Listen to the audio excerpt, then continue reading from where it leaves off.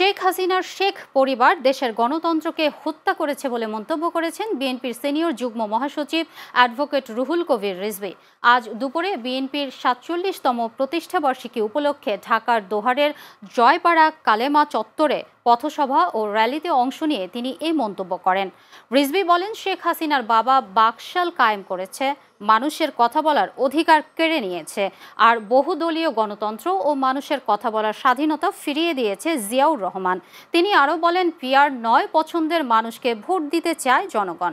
এ সময় ঢাকা জেলা বিএনপির সভাপতি খন্দকার আবু আশফাকের সভাপতিত্বে ও সাধারণ সম্পাদক নিপুণ রায়ের সঞ্চালনায় অনুষ্ঠানে দোহার ও নবাবগঞ্জের কয়েক হাজার নেতাকর্মীরা অংশ নেন।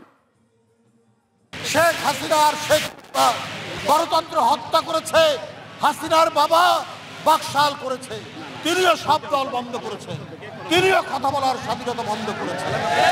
সেইখান থেকে বহুদলীয় গণতন্ত্র, প্রত্যেকে রাজনীতি করার অধিকার নিশ্চিত করেছে জিয়াউর রহমান।